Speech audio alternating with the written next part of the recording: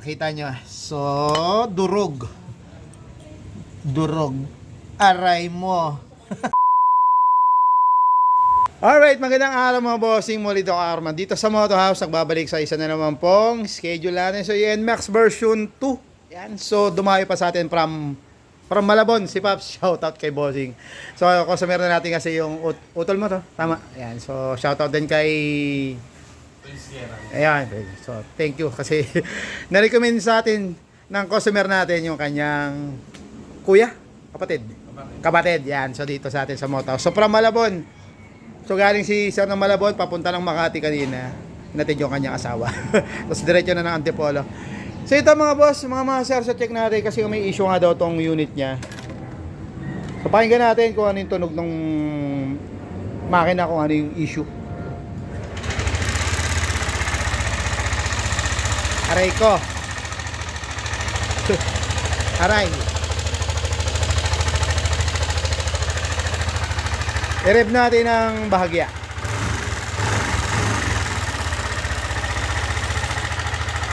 Ay, nako. Medyo maingay nga, no?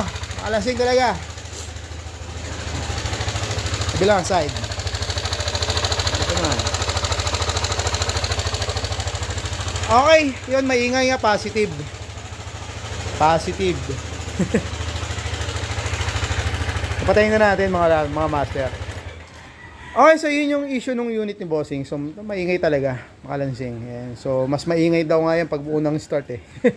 Tapos pag medyo uminit na, medyo mihina ng konti, pero may kalansing pa rin. So ito, so simulan na natin to, huwag na natin patagalin. Baklasin na natin to. Ita-timelapse ko na lang mga bossing ha, para medyo mabilisan lang yung, kasi alam niyo na gaano katagal magbaklas ng mga pairings, tapos yung pagbaklas ng engine. So ita-timelapse na lang natin para mamaya sabay-sabay natin na tignan kung ano yung possible o ano yung naging cost ng kanyang kalasing. So let's go mga bossing. Alright.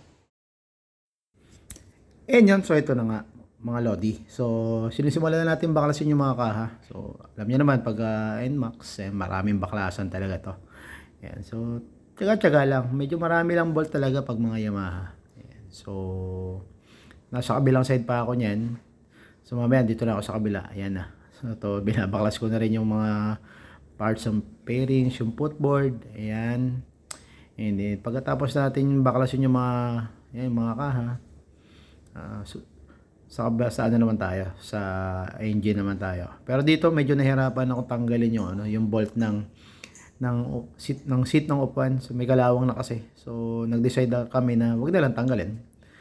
So dito sa kabilang side, so tinatanggal ko na yung radiator, tapos drainain ko na rin yung coolant, yung pinagkakabitan ng radiator, then yung pipe din. Yeah, so tinanggalan natin yung mga nuts sa bolt, tapos hinang lang natin, hindi ko na totally binaklas.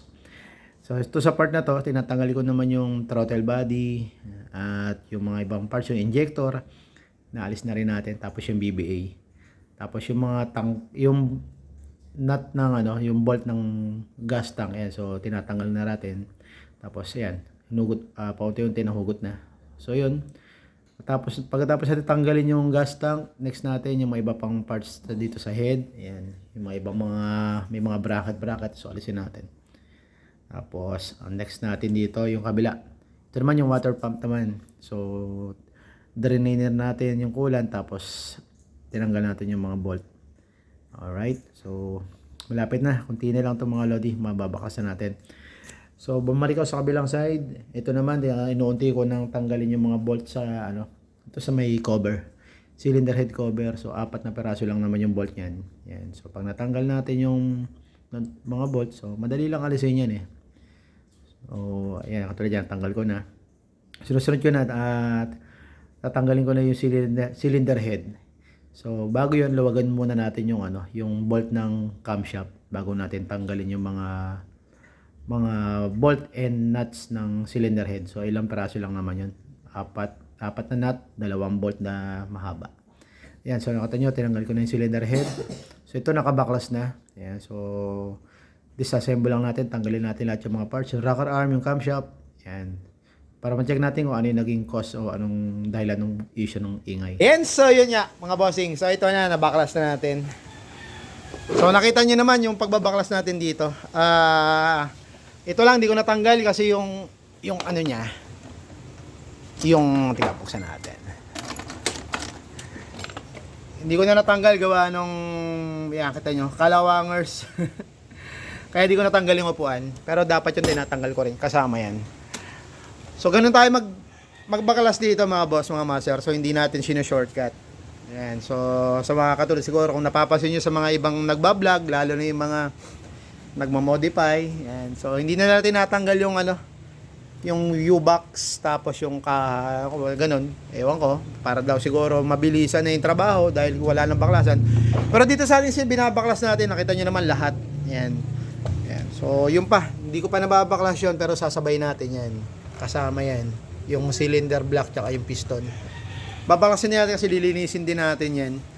And then, so ito na nga yung lumabas sa issue nitong NMAX version 2 na maingay yung makina. So ito yung nakita sa hula. Alright, yan, nakita nyo. So, durog. Aray mo. Grabe. Yan, oh. So matagal na talaga itong may problema. Siguro kasi may history na kasi ito na naibaba yung makina. So baka hindi lang siguro na-check, napansin to, baga hindi na siguro na-check yung camshaft bearing, baka may tama na o may alog na. So yun lang. Yun lang naman. So ito yung kasi yung naging cause ng maingay, yung kanyang camshaft bearing. Makita nyo, aray ko, durog. So check na rin natin yung inner bearing. So siyempre durog kasi yun, ibig sabihin ang lakas ng alog, baka umalog na rin yung dito. So check natin yung inner bearing. Yan, tapos ito kailangan palitan natin yung camshaft bearing na malaki.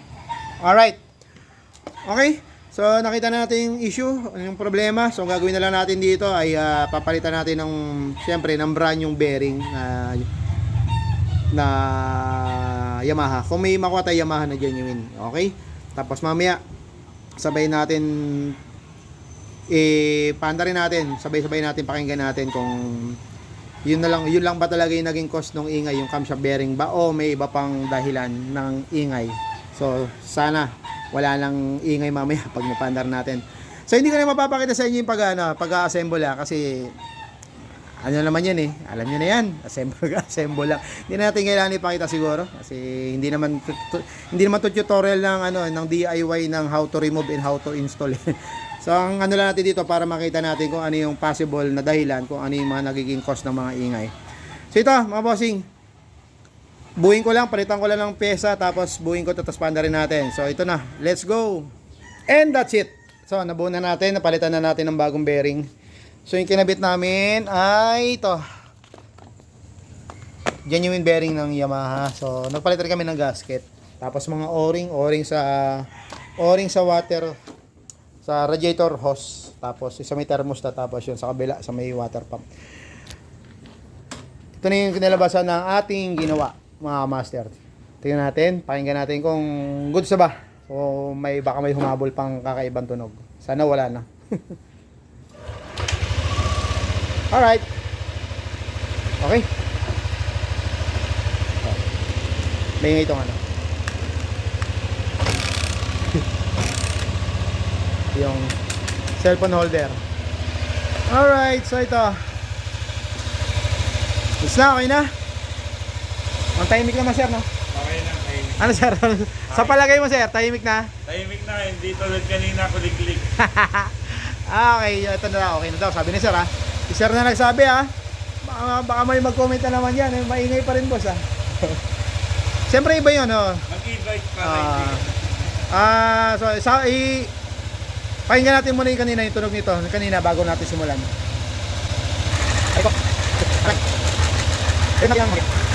Okay, so yun yung tunog ng makina ni sir bago namin ginawa to. So, nung binuksan natin, so lumabas, nakita natin, camshaft bearing durog na. So, pinalitan natin dalawang bearing, inner at outer. Tapos mga o-ring, gasket. So, ito na yung kinalabasan, mga lodi. Okay, so konting revolution naman. So maingay yung ano, maingay lang yung maingay lang yung sipo. Mamaya baka sabihin, may kalansing sir ah. Okay. Kanya? Nakita at narinig nyo, saksi ang inyong mga mata. Sir, okay ba? Okay na? Okay. Okay, thank you sir. Shout out, thank you. From Malabon si sir, dumayo dito. So, previous kasi na ginawa natin yung kanyang kapatid. Utol, no? Yan. Yan. So, dito siya nagpagawa sa atin sa Moto House. Yan. So, ito. Iano ko muna ito. Paanda rin namin ng konting ilang minuto. Para, tika, patayin ko muna. Yan. So, napansin nyo, hindi ko muna kinabit yung mga kaha. Kasi, double checking muna tayo para sa mga leak. Siyempre, pag ganito may mga radiator, siyempre may mga hose. Check muna natin kung may leak. Although nagpalit naman ako ng bagong o-ring doon sa thermostat, pero check pa rin natin. So ganun yung dapat sistema natin para at least kampante na si Sir makakawi. Isipin mo taga Malabon pa yan, no? Diba ganun eh. So kailangan muna natin, i-double check muna natin na good sa lahat, na wala ng problema. Okay. So I hope sana dito sa vlog natin na to ay may konti kayong napulot, kahit konti. So ito, kalansing issue ng NMAX version 2. So ito yung nakita natin. So yun nga, camshaft bearing. So I hope sana may natutunan naman kayo kahit paunti dito sa vlog natin. So sa mga ingay-ingay at kalansing ng mga motor natin, lalo naman naka-Aerox, NMAX, yan, mga prone sa ganitong mga issue.